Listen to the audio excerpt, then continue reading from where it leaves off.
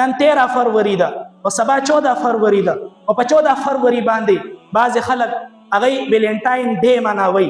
څه خلک داسې وي چې هغه لاړ شي په هوټلو کې بوکینګ وکي او په هغه کې بیا هغه غانې رقص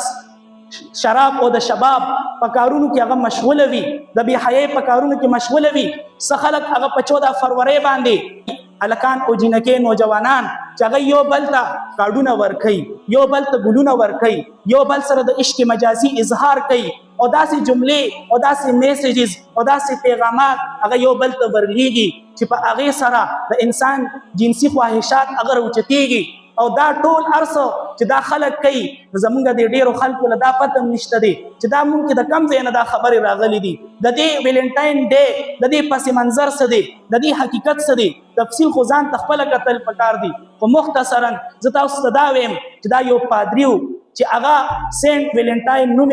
او د هغه د دې ابتدا کړې وه او د هغه په پیروي کې بیا نورو خلکو مغرب والا خلکو هغوی دا کار کولو او بیا هغوی هم دې کار ته ترویج ورکول شروع کړل. او بیا علما لیکي چې د 1990 نه بعد پاکستان ته دا د بې حیايي والا عمل دا بې حیا خلکو او فحاش خلکو را داخل کړلو او نن مسلمانان هغوی هم ویلنټاین ډے مناوي، بعضې نوجوانان هغوی هم ویلنټاین ډے مناوي. خو موږ ته خو پیغمبر علیه الصلاة والسلام 1400 کاله وړاندې فرمایلي وو چې لتتبعن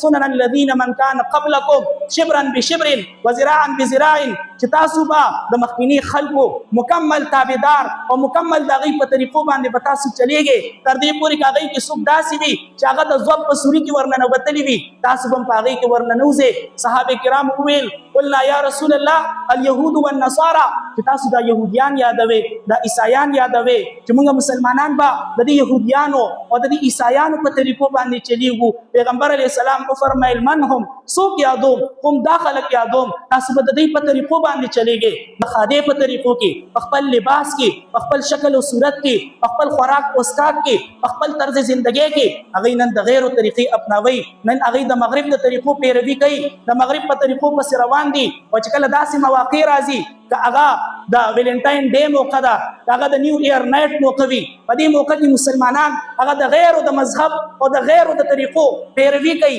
غیر خدا غواړي، اهل مغرب خدا غواړي چې دې مسلمانانو کې دننه بې حیايي عام شي، په دې کې دننه فحاشي عام شي، په دې کې دننه اوریاني عام شي، دوی د خپل مذهب نه بې خبره شي، دوی د خپل دین نه بې خبره شي، دوی د خپل علماو نه لرې شي. هغوی چې کوم میشن چلی نن مسلمانان نن نوجوانان د هغوی په میشن کې د هغوی سره اوږه په اوږه باندې ولاړ دي، په مخکې باندې بوځي او د هغوی میشن هغه په وړاندې باندې بوځي. او نن مسلمانانو هغوی خپل مساجد ویران کړل، هغوی مدارسو ته شا کړله، خپل علماو نه مخ واړولو او د هغوی نه اعراض وکړلو او د غیرو پسې روان شول او د هغوی په هره طریقه پسې هغوی چې کوم یو کار کوي، کومه طریقه اپناوي، دی هم هغې ته لبیک وایي، هغه طریقه باندې دی هم چلیږي. نو بیا یاد ساتئ پیغمبر علیه السلام هم فرمایلی دي من تشبه بقوم فهو منهم، چې څوک د کم قوم سره مشابهت اختیاروي دا خلک به د هغه قوم نه شمارېږي. چې کوم خلک هغوی د غیرو طریقې اپناوي او هغوی فالو کوي او هغوی پسې ځي نو بیا به دی هم د هغوی نه شمارېږي.